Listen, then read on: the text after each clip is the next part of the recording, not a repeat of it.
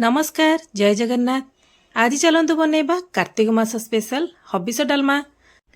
हबिष डालमा पाई कौन कौन दरकार चलतु देखि नबा। एठी मु परिबा नै जाईची ओहु कंदमूल कदली माटी आलू खुंब आलू नड़िया ए सब नै जाईची। पानी एठी गरम हो जाईची। धोईकी रखिथिबा मुग डाली को मु ऐड कर दउची। ताकू आमे बंद करी फुटिया को छाड़ दबा। सेथिरे मु किछि लूण मध्य दे देईची। देखंतु एबे परिबा सब मु एपळे छोट छोट पीस रे काटी नेईची। एबे सब को मु ऐड कर दउची। खाली कदली को आमे पछरे ऐड करिबा। एबे देखंतु परिबा हमर अल्प सिझी आसलानी। एई टाइम रे आमे कदली को ऐड कर दबा। कदली सिझिया पई बेसी समय लागेनी। एबे कदली को मैं एथिरे ऐड कर देली।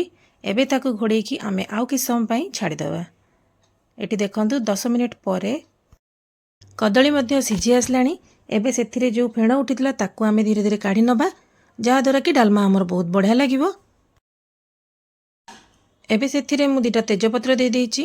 आउ काटिकी रखिथिबा ओ को मध्य ऐड कर दउची।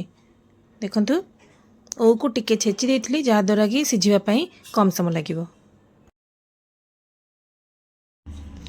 एठी देखंतु 10 रु 15 मिनिट परे डालमा हमर भलो भाबरे सिझी गलानी। परिया मध्य पूरा सिझी जाईची। एई टाइम रे आमे छेचिकी रखिथिबा अदा को दे दबा।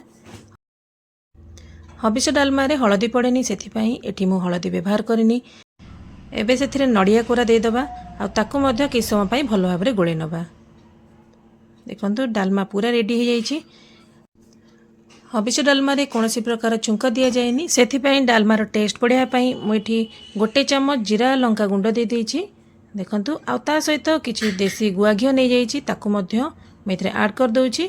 बस एतिकी रे हमर डालमा रेडी हो जाईची। गरमा गरम अरुआ भात सहित आपण हबिष डालमा को एंजॉय करंतु। आशा करबी निहाती मो रेसिपीटी आपनको भल लागिथिबो। मो वीडियोटी देखिथिबारु आपण समस्तनको बहुत बहुत धन्यवाद। Thanks for watching.